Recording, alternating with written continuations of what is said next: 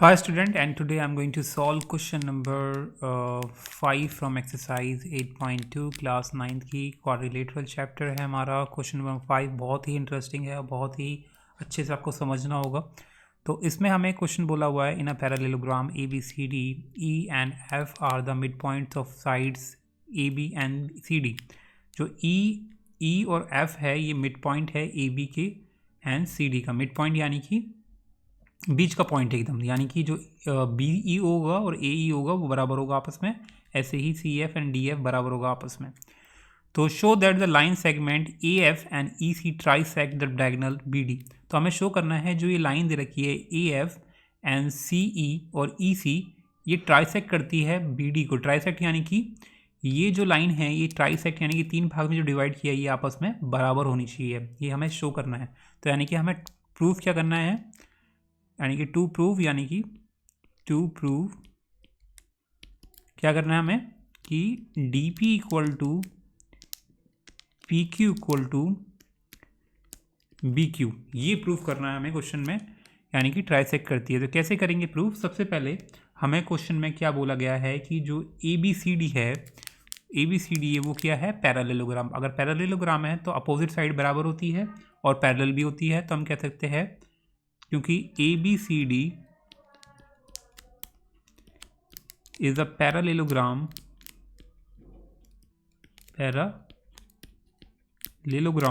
तो हम कह सकते हैं A B is parallel to C D.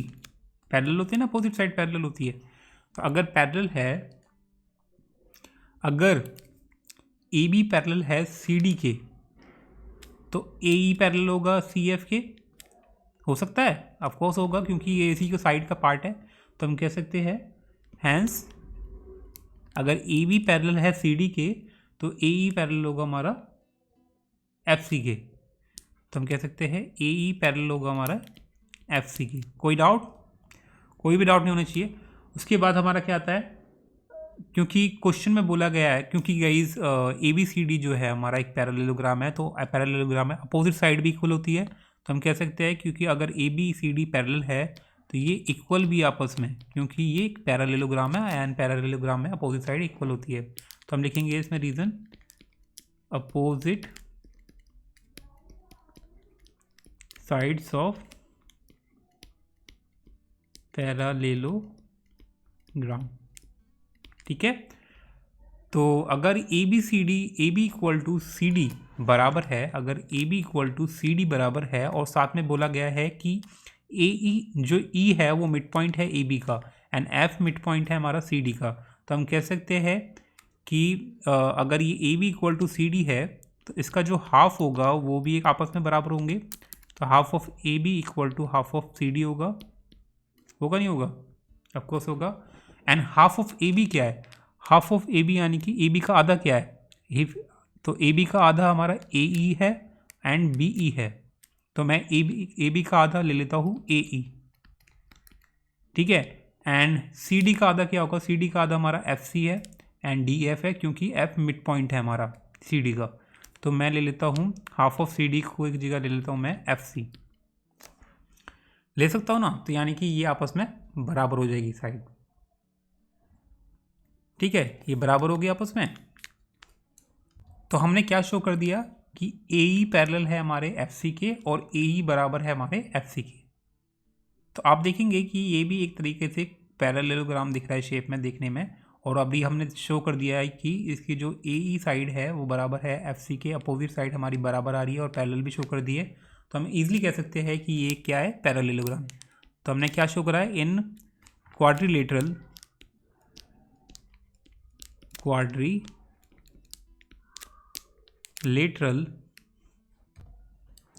In quadrilateral, कौन सा क्वाड्रिलेटरल है ये? Quadrilateral A E C F या ए एफ सी ई, कुछ भी कैसे नाम दे सकते हैं, ए एफ सी ई नाम दे देते हैं। इसमें हमने क्या शो करा है कि इन क्वाड्रिलेटरल ए एफ सी ई में one pair of opposite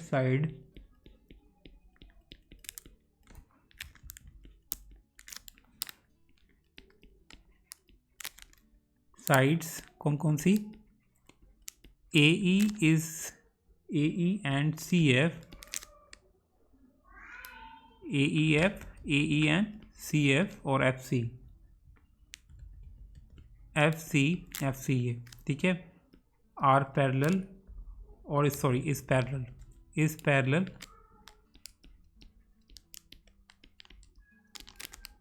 and equal. Parallel भी शो कर दिया हमने और इक्वल भी शो कर दिया है, ठीक है। सो देयरफॉर हम कह सकते हैं, देयरफॉर जो क्वाड्रिलेटरल है हमारा AEAFCE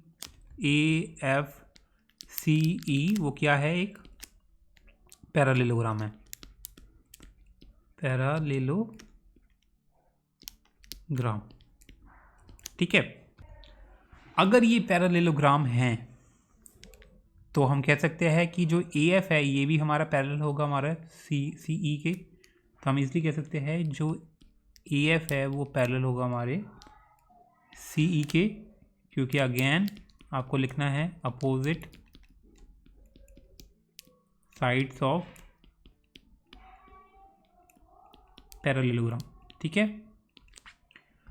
सो यहाँ हमारा ये चीज़ होगी। अब हम आपको करना क्या है, आपको लेना है इसमें ट्रायंगल। कौन सा ट्रायंगल लेना है, इन ट्रायंगल DQC, कौन सा ट्रायंगल लेना है, कहाँ है, DQC, ये वाला ट्रायंगल लेना है, ठीक है, DQC। तो DQC में अभी हमने देखा, तो DQC में हमारा जो ट्रायंगल है DQC, इसमें F हमारा मिड पॉइंट है ट्रायंगल की एक साइड के, ठीक है, एंड साथ में एक लाइन है जो ट्रायंगल की एक मिड पॉइंट से होके गुजर रही है एंड वो पैरेलल है ट्रायंगल की दूसरी साइड के।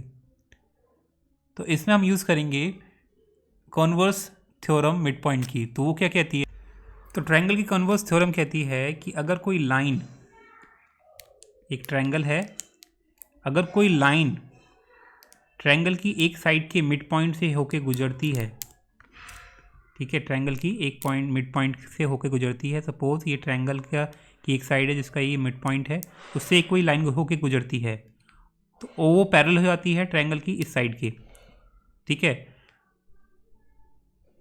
क्या बोल रहा है इसमें, the line drawn through the mid point of one side of a triangle parallel to another side. तो अगर वो ट्रायंगल की दूसरी साइड की पैरेलल हो जाती है तो वो तीसरी साइड को क्या करेगी, बाइसेक्ट करेगी, यानी कि यहाँ भी ये जो इंटरसेक्शन पॉइंट होगा ये भी हमारा मिड पॉइंट होगा ट्रायंगल की तीसरी साइड का। इसका मतलब ये है, तो यानी कि अगर ये ABC है, इसमें मिड पॉइंट हमारा एक P है, P हमारा मिड पॉइंट है AB का। अगर हम बोले कि P is a mid point of AB and जो ये PQ लाइन है ये पैरेलल है हमारे BC के। अगर ये दो कंडीशन होती है, दो चीज़ कंडीशन होती है, तो तीसरी कंडीशन क्या हो जाएगी, तो इस थ्योरम के हिसाब से जो ये Q पॉइंट होगा ये मिड पॉइंट हो जाएगा हमारा इसी का। तो यानी कि इससे ये क्या हो जाएगा, अगर ये दोनों कंडीशन ट्रू होती है कि P is a mid point of AB, अगर P मिड पॉइंट है AB का एंड P मिड पॉइंट से एक कोई लाइन होकर गुजरती है जो पैरेलल है हमारे ट्रायंगल की दूसरी साइड के, तो जो लाइन होगी वो बाइसेक्ट करेगी ट्रायंगल की तीसरी साइड को, यानी कि एक मिड पॉइंट और क्रिएट करेगी। तो यानी कि हम क्या पाएंगे कि Q is the mid point of AC, ठीक है।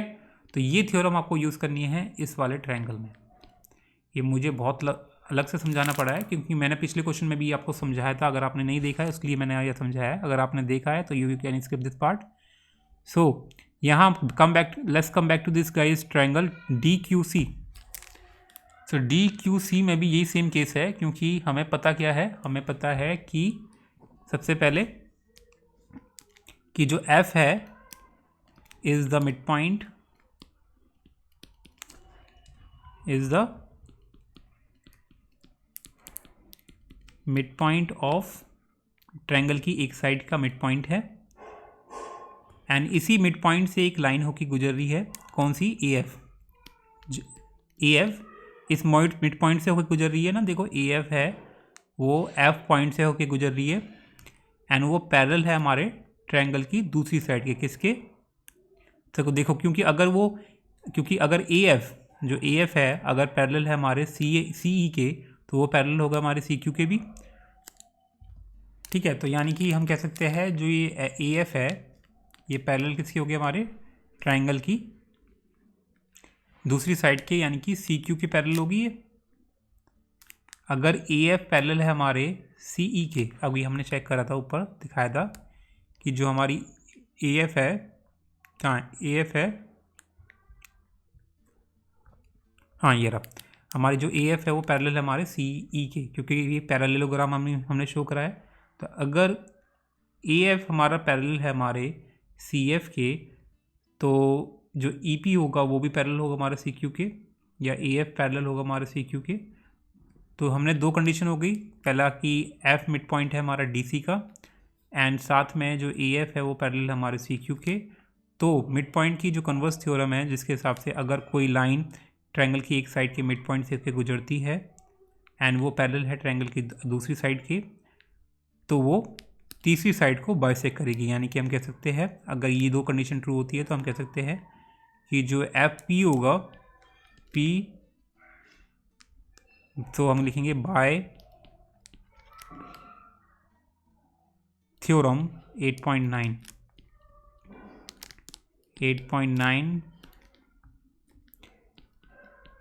P is the midpoint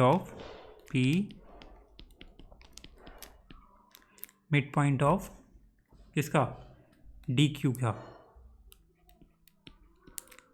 ठीक है, तो हम कह सकते हैं अगर मिड पॉइंट है तो हम कह सकते हैं D P is equal to P Q. तो हमने दो साइड तो बराबर दिखा दी, हमें तीन साइड दिखानी है बराबर, क्वेश्चन के हिसाब से तीन साइड, यानी कि हमारा बी क्यू भी बराबर दिखाना है। तो वो कैसे दिखाएंगे, तो इसको ले लेते हैं हम इक्वेशन 1। अब आपको लेना है ट्रायंगल ए पी बी। अब लिखना है in triangle A P B. A P B में आप देखेंगे, ए पी बी में हम देखेंगे कि जो हमारी ये सी ई लाइन है, सी ई लाइन है ये ई, क्योंकि देखो ए पी बी में हमारी एक साइड है ए बी जिसका मिड पॉइंट है ई। तो इस ई मिड पॉइंट से सी एक लाइन है जो होके गुजर रही है एंड वो पैरेलल है हमारे ट्रायंगल की ए पी साइड के। पैरेलल है, नहीं पैरेलल है, ऑफ कोर्स पैरेलल है, क्योंकि अभी हमने शो करा था कि C E is parallel to A F. अगर सी ई पैरेलल है हमारे ए एफ के, तो क्यू ई पैरेलल होगा हमारा ए पी के, होगा नहीं होगा, एंड मिड पॉइंट से कोई भी गुजर रही है, तो इसमें भी हम कन्वर्स थ्योरम लगाएंगे मिड पॉइंट की। तो हम लिखेंगे in triangle A P B E is the mid point, E is the midpoint of AB and साथ में जो CE है वो पैरेलल है हमारे, जो CE है वो पैरेलल है हमारे किसके, AP के। क्योंकि अगर CE पैरेलल है हमारे AF के, तो AP के भी पैरेलल होगी क्योंकि उसी का पार्ट है लाइन। सो जैसे ही दो चीज़ हो जाती है हमारी इक्वल, तो कन्वर्स थ्योरम जो मिड पॉइंट की कन्वर्स थ्योरम है कि अगर कोई लाइन है ट्रायंगल की एक साइड के मिड पॉइंट से अगर गुजरती है, वो पैरेलल है ट्रायंगल की दूसरी साइड के, तो तीसरी साइड को वो बाइसेक्ट करेगी। यानी कि जो ये सी ई है ये बाइसेक्ट कर रही है हमारी बी पी को। तो हम कह सकते हैं by theorem 8.9 we can say that जो क्यू है is the mid point of B P. Therefore हम कह सकते हैं कि जो बी क्यू होगा वो बराबर होगा पी क्यू के। तो हम कह सकते हैं जो बी क्यू है वो बराबर है हमारे पी क्यू के। ये हो गई हमारी इक्वेशन 2। अब दोनों को आप कंपेयर करेंगे फ्रॉम इक्वेशन 1 एंड 2। आप क्या पाओगे कि ये तीनों जो साइड है 1 2 3 ये तीनों आपस में बराबर हो जाएगी। अब देखेंगे क्योंकि डी पी बराबर है पी क्यू के एंड बी क्यू बराबर है ये भी पी क्यू के है, तो हम कह सकते हैं तीनों आपस में बराबर है। तो हम कहेंगे D P is equal to P Q is equal to and P Q किसके बराबर है, बी क्यू के भी। तो हमारा प्रूफ हो गया। तो हम कह सकते हैं देयरफॉर जो हमें प्रूफ करना था कि ये जो ए एफ है और जो सी ई है ई सी है ये ट्राइसेक्ट करती है ए एफ एंड जो ई सी है वो ट्राइसेक्ट करती है